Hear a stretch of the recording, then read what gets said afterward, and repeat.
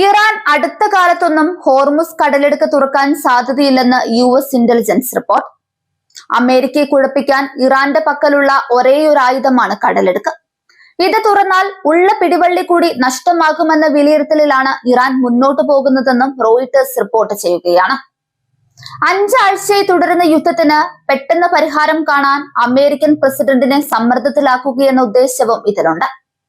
American പൗരന്മാർ ഇപ്പോൾ തന്നെ യുദ്ധത്തിനെതിരാണെന്നും ഇറാൻ വിലയിരുത്തി കഴിഞ്ഞു. ഇറാന്റെ സൈനിക ശക്തി നശിപ്പിക്കുക എന്ന ലക്ഷ്യത്തിലാണ് യുദ്ധം. എന്നാൽ പ്രധാന ജലപാത നിയന്ത്രിക്കാൻ ഇപ്പോഴും ശേഷിയുണ്ടെന്ന് തെളിയിക്കുന്നതിലൂടെ ഗൾഫ് മേഖലയിലെ സ്വാധീനം നിലനിർത്താനാകുമെന്നും റിപ്പോർട്ട് പറയുന്നു. ലോകത്തെ എണ്ണ വ്യാപാരത്തിന്റെ 1/5 കടന്നു പോകുന്ന ഹോർമുസ് കടലിടുക്ക് വീണ്ടും തുറക്കുന്നതിന്റെ ബുദ്ധിമുട്ടുകൾ കുറച്ചു കാണാനാണ് ട്രംപ് ശ്രമിച്ചത്. കടലിടുക്ക് വീണ്ടും തുറക്കാൻ US സേനയ്ക്ക് താൻ ഉത്തരവ് നൽകിയേക്കാമെന്ന് വെള്ളിയാഴ്ച അദ്ദേഹം സൂചിപ്പിച്ചു. കുറച്ചുകൂടി സമയം ലഭിച്ചാൽ നമുക്ക് എളുപ്പത്തിൽ ഹോർമുസ് കടലിടുക്ക് തുറക്കാനും എണ്ണ കൈവശപ്പെടുത്താനും വൻ ലാഭമുണ്ടാക്കാനും കഴിയുമെന്നാണ് അദ്ദേഹം തന്റെ ട്രൂത്ത് സോഷ്യൽ പ്ലാറ്റ്ഫോമിൽ കുറിച്ചത്.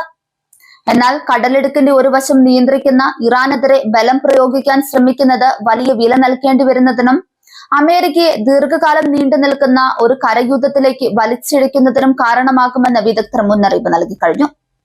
കടലിടുക്ക് വീണ്ടും തുറക്കുന്നതിൽ US ഇടപെടലിനെ കുറിച്ചുള്ള ട്രംപിന്റെ നിലപാടിൽ മാറ്റങ്ങൾ ഉണ്ടായിട്ടുണ്ട്.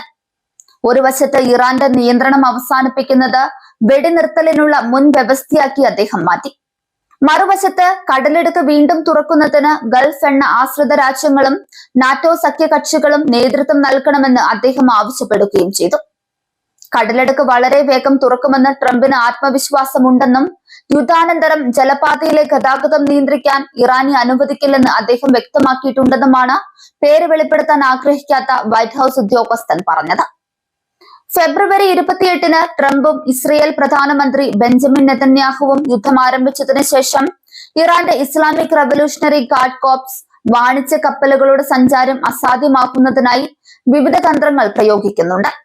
സിവിലിയൻ കപ്പലുകളെ ആക്രമിക്കുന്നത് മുതൽ മൈനുകൾ നിക്ഷേപിക്കുന്നതും കടന്നു പോകുന്നതിന് ഫീസ് ആവശ്യപ്പെടുന്നതും വരെ ഇറാൻ ഫലപ്രദമായി കടലിടുക്കിലെ ഗതാഗതം തടഞ്ഞു. ഇത് ലോക എണ്ണവില വർഷങ്ങൾക്കിടയിലെ ഏറ്റവും ഉയർന്ന നിരക്കിലെത്തിക്കുകയും ഗൾഫ് എണ്ണയെയും വാതകത്തെയും ആശ്രയിക്കുന്ന രാജ്യങ്ങളിൽ ഇന്ധനക്ഷാമം ഉണ്ടാക്കുകയും ചെയ്തു.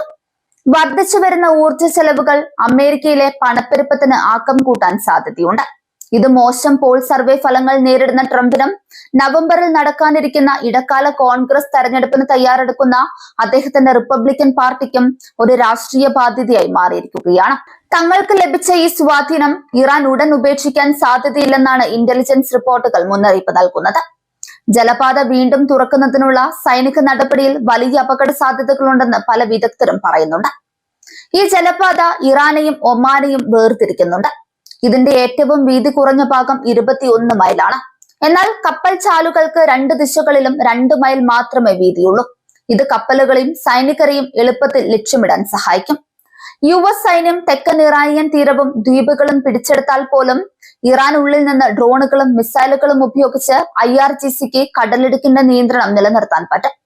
ഗതാഗതം തടസ്സപ്പെടുത്തുന്നതിനും കപ്പലുകളെ കടന്നു പോകുന്നതിൽ നിന്ന് പിന്തിരിപ്പിക്കുന്നതിനും 1-2 ഡ്രോണുകൾ മാത്രം മതിയെന്നാണ് വായസ് പറയുന്നത്.